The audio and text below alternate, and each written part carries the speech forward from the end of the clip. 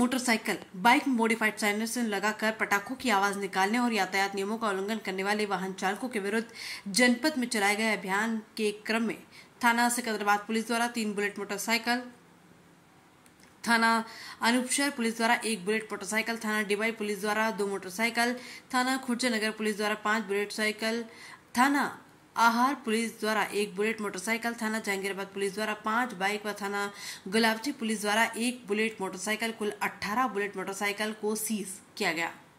बुलंदशहर से सना खान की रिपोर्ट।